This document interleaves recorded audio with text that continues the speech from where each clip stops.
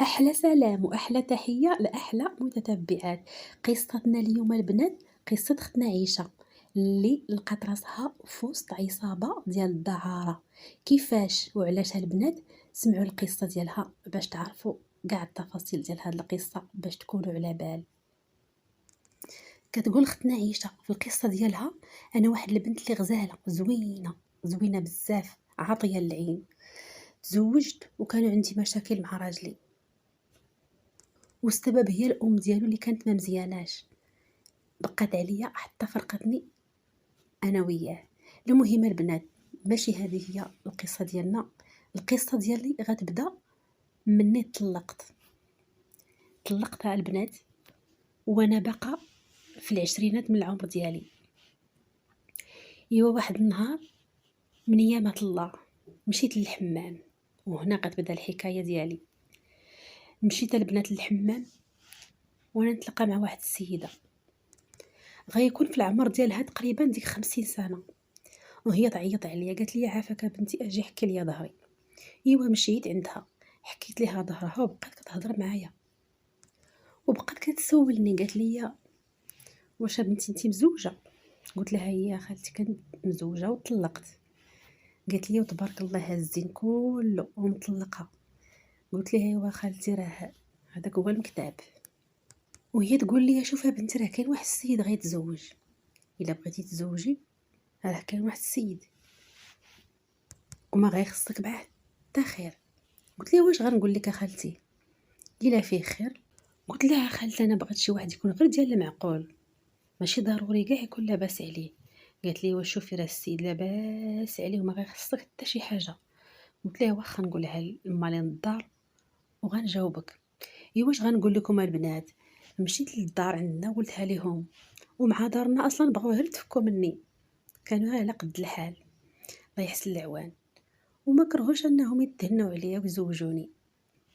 هي هذيك من بعد اتصلت بيا حيت كانت خدات من عندي النمره، وهي تقول لي شوفي راه ما كاين ما نخبي عليك، السيد اللي غيتزوج عنده مراتو، ولكن قالت لي راه ما غيخصك حتى شي حاجه.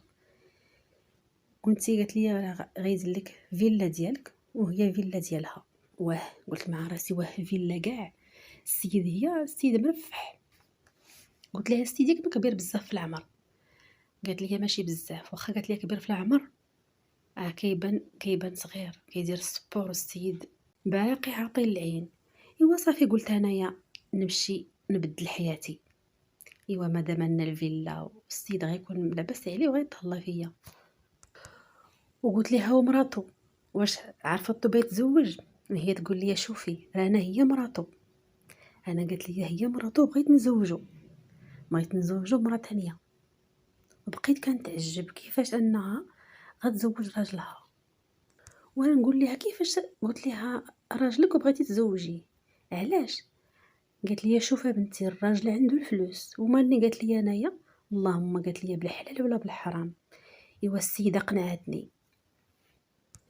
جاو لعندنا وما خلاو ما جابوا عطاو الفلوس للوالد وما خلاو ما جابوا. السيد مرفح ديال بصح، كاع اللي كتشهاها اي بنت واي امراه جابوها ليا. وحتى السيد كان واخا كبير في العمر ما باينش فيه بزاف، ما تكون عنده ديك 58 تقريبا هكاك في عمره. مشيت البنات لداري والسيد كان سخي، اي حاجه قلتها ليه كيجيبها ليا.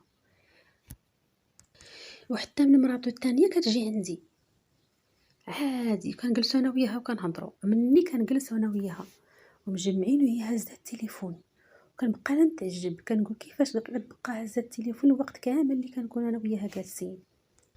حتى لواحد النهار هي تقول لي، قالت لي جاني الملال، قالت لي غندخل للشاط وغنبدا نهضر قالت لي مع الناس. قلت لها ويلي كيفاش غتهضري مع عباد الله وغيشوفوا فيك وتشوفي فيهم؟ قلت لها ويلي وثق لك سي محمد الخبار. قلت لها كيفاش غتبقاي تهضري مع الناس انت ما كتعرفيهم ويشوفوا فيك وتشوفي فيهم كيفاش؟ قلت لها الا ساق لك الخبر شنو غديري؟ قالت لي ويلي هو كاع ما مسوق، وفين غيعرف؟ التليفون ديالي كاع ما كيهزو، وفعلا البنات التليفون ديالها ما كيهزوش ليها. وفعلا البنات حلت التطبيق وجالسه وكتهضر مع الناس. وتقول لي شوفي شنو قال لي هذا وشوفي شنو قال لي هذا وتضحك. وانا جاني داك الشيء غريب. قالت لي عرفتي ديري قالت لي في التليفون ديالك وعاد قالت لي تونسي به. وهي تشد لي التليفون هي تيليشارجي التطبيق وقالت لي غير تونسي به. قالت لي السي محمد قالت لي غيدي بلاصه قالت لي ما غيجي على شحال غتبقي قالت لي قنطانه بوحدك. ايوا البنات غير مشات مسحت داك التطبيق ما دخلتش ليه نهائيا داك الخدمه ماشي ديالي. المهم البنات من بعد ما جا راجلي واحد النهار جالسين انا وياه جالسين شويه هي تصيفط ليه واحد الفيديو كتشطح بالحوايج ديال النعاس. ايوا قلت مع راسي ايوا بداو الفعايل ديال الضريرات. ايوا ما عليناش البنات شويه هو هز داك الفيديو هو يحطو في ستوري ودار واحد الايموجي على وجهها وحطو في ستوري كيشوفوه الناس. ايوا كنقول انا كيفاش هاد السيد هذا كيفاش ان مراتو عطاتو خاطرو ان مراتو يحطها ويشوفوها الناس هكاك. وانا نمشي عنده قلت ليه شوف واش حطيت داك الفيديو بالغلط ولا كيفاش حط فيديو ديال مراتك وهي عريانه قلت ليه في ستوري يشوفوها الناس. قال لي لا لا عادي قال لي هي غير يعجبها الحال كنحط صورها وكنحط الفيديوهات ديالها. وراك عارفه دابا انا معاكم ما كنبغيهاش تحس وتقلق. وهو يقول لي واش كتعرفي تشطحي قلت ليه لا. وانا نتخطف من بلاصتي ومشيت كنجري لبيت الناس دخلات كنقول هاد الناس كيفاش عايشين هاد الناس اش من حياة هادي اللي عايشين. تما بديت كنفكر مشيت البنات وانا نشري منع الحمل فاني ديال منع الحمل وبديت كنستعملو. قلت ما يمكنش هاد السيد هذا نولد معاه واش هاد الحياة اللي عايشين. كل مره كنشوف تصرف منهم اللي غرب من اللي قبل منه ما بقاش عجبني الحال. ايوا واحد النهار قال لي غيجي عنده واحد صاحبو هو ومراته. ايوا وجا ونزلت انايا لبست قفيطين ديالي ودايره الفولار ديالي. واش غنقول لكم البنات درتي شنو لابسه صدماتني. لابسه شي حاجه غير بسميطه كسيوه كلها معريه. وكذلك السيده اللي جاب صاحبو حتى هي لابسه شي لبس كلشي معري. وبقيت انا كنشوف اش هاد الشيء. وهو يقول لي يا راجلي حيدي داك الزيف. قلت ليه لا خليني براحتي الله يجزيك بخير انا بغيت نبقى بزيفي ما غاديش نحيدو. قال لي وحيدي الزيف راه ما كاين حتى شي حد براني. ايوا البنات تعشاو شويه هما يجبدوا القراعي ديال الشراب صافي ما بقيت فاهمه والو اشنو هاد الشيء. ولاو البنات كلهم كيشربوا وهما يقول لي هاكي واحد الكاس. قلت لهم لا وانا هربت لبيتي مشيت وسديت عليا. ايوا الصباح البنات فقت ما طلت على تليفوني ما والو دزت كنجري كنشوف الصالون فاش كانوا جالسين لقيتهم ما كاينينش ما كاين حتى شي حد مجموعه الدنيا وما كاين حتى شي حاجه كأن شيئا لم يكن. ايوا مني هزيت التليفون لقيت درتي كاتبه لي واحد الجريده قالت لي هذا ماشي صواب جينا عندك ومشيتي وطلعتي وخليتينا. قالت لي انا جبتهم عندك وكبرت بيك. اما قالت لي راه غنديهم للفيلا عندي فين نضيفهم ولكن قالت لي كبرت بك وجبتهم لعندك واش ما عرفتي شكون هذاك راه فلان هذاك السيد معروف ولا باس عليه مراته وكذا وكذا. المهم جريده قالت لي السيد عنده قيمه وغينفعنا قالت لي في اي حاجه بغيناها. قلت لها اسمحي لي اول مره نشوف هاد الاجواء. ايوا قرات الميساج ديالي وما جاوبتنيش زعما راه هكا عيوط عليها الدم. ايوا يا البنات نضرت شغلي ودوشت وجلست شويه ها راجلي حتى هو جاي ومنفخ حتى هو باقي فيه الحال. وهو يقول لي شوفي راه غنمشيو عند داك السيد اللي كان عندنا البارح راه عرض علينا وراه ضروري خصك تكوني معايا غنجيب لك ما تلبسي وما باقيش ديري داك الفوره اللي درتي البارح وغتمشي عند كوافوره وتقادي. قال لي تقادي شعرك مزيان وضفارك وحتى الجفار نبغي قال لي نشوفك وحده اخرى ما تبقيش لابسه داك الفوره ومخبيه فيه مالكي.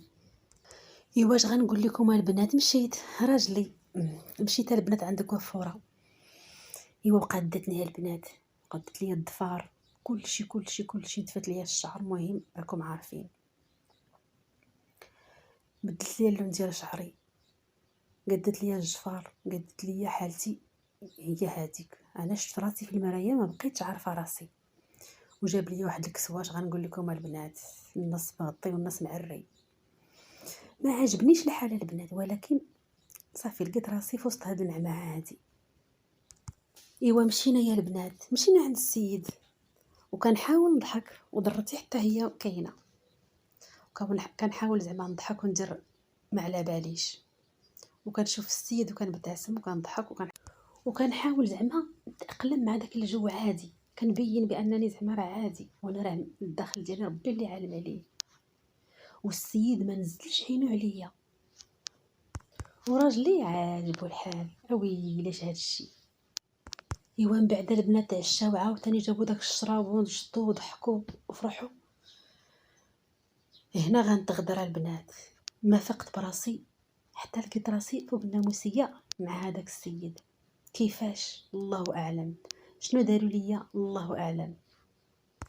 والسيده البنات عدى عليا، هنا عرفت باللي راجلي باعني، يعني باعوني وشدوا الفلوس. هادشي هذا هو المنطق. وفي لحظه يا البنات دازو كاع دوك اللقطات الغراب اللي شفتهم نهار جيت عندهم. تما عرفت ربطت كاع هذوك اللقطات ببعضياتهم، تما عرفت انني وسط عصابه ديال الدعاره. تما بقيت كنبكي وتنقول الله يا ربي، طلقت مده 4 سنين عمر ولد مرا ما شاف الجسم ديالي ولا شي حد عدى عليا ولا خرجت مع شي حد، حتى تزوجت وقلت راه درت الحلال. وفي الاخر راجلي هو اللي يجيب لي تكرفس عليا. اشنو هاد الشيء؟ اشنو غندير؟ الجسم ديالي البنات تيبس والدموع في عيني ما بغاوش يحبسوا نهائيا. كنوض البنات وما قادراش نوض. مازال باقي فيا الاثار ديال هذاك الشيء اللي عطاوني. كنحس بان الجسم ديالي مخدر، باقي مازال ما قادراش نوض. هزيت التليفون بان ليا ميساج من راجلي، قال لي الا فقتي هاني لتحت كنتسناك.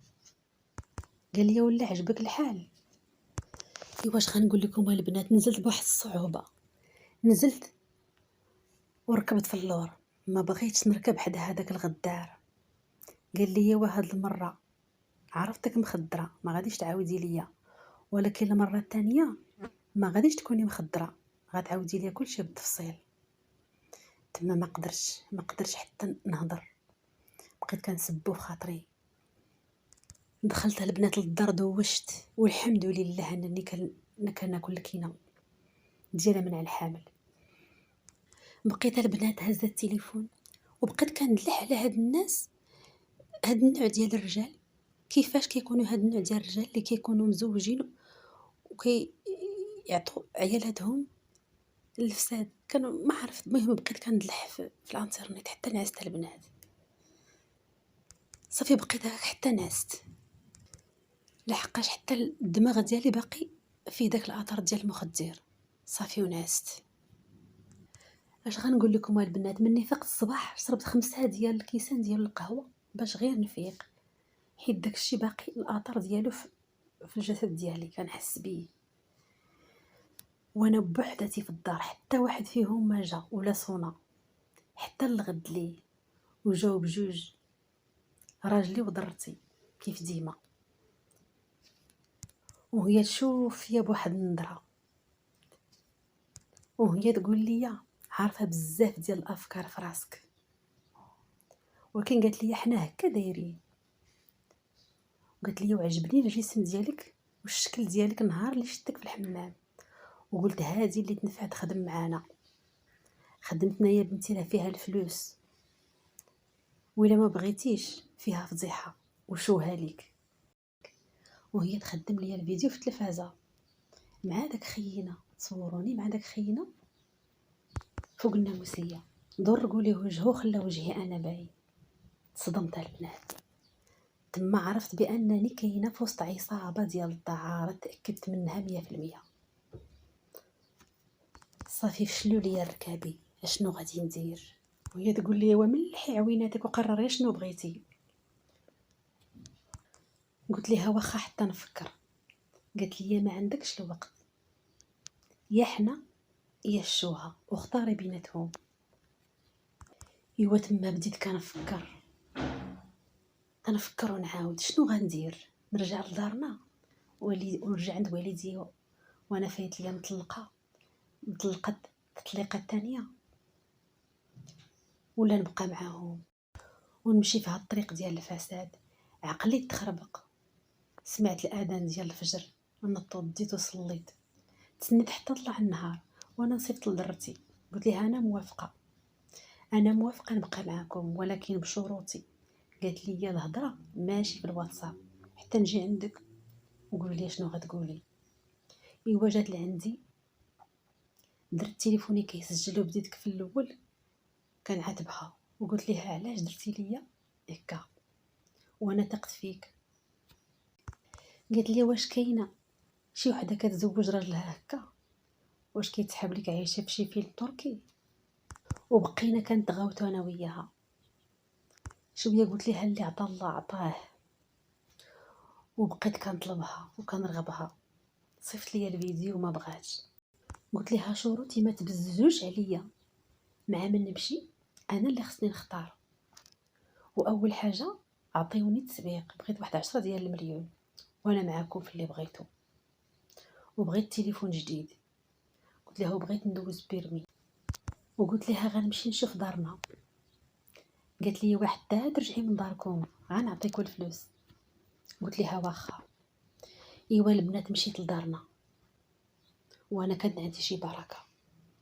مشيت لدارنا وجلست معاهم حتى شفتهم وشبعت منهم، واخا هما كانوا السبب في هاد الاختيارات ديالي.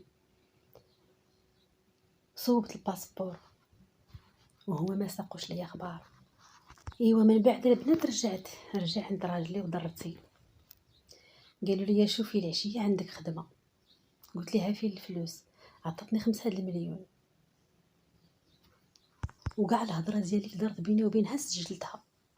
ايوا لبست البنات وتقاديت وخرجت معاهم، دوزنا السهره. مشينا يا البنات للوطيل وخونا كان سكران كاوا البنات. وانا استغليت الفرصه وضربت ليه تصويرات بديك الحاله وفيديوهات وهو تيخربق ويعاود كيعاود كاع على البنات وداكشي اللي دوز وانا كان فيلمي فيه. والسيد البنات راه كان السيد معروف ولاباس عليه وعنده منصب كبير. وقال لي راجلي راه مني شافك قال لهم اول مره تعجبني شي سلعه بهذه الطريقه. ايوا هي هذه قال البنات، ضربت ليه التصويرات وهو بدا كيشرب. ايوا من بعد البنات طاح السيد طيحه وحده. ايوا من بعد انا البنات شنو درت؟ لبست حوايجي وهزيت فلوسي ولقيت فلوس عند اخرين عند داك خينا وهزيتهم حيت الفلوس عندهم غير مشتتين. وهزيت الوراق ديالي والباسبور ديالي ومشيت البنات، مشيت لواحد المدينه اخرى. حتى حد ما ساق لي الاخبار، حتى حد ما شافني. خرجت كاع دوك التسجيلات اللي دايره كلشي، داكشي دوك المعلومات وداكشي كلشي اللي صورت وداك التسجيلات كلشي درته في واحد اليو اس بي. وكتبت رساله طويله كنشرح فيها كلشي، صيفطتها للامن. ومن تماك للمطار مشيت لتركيا.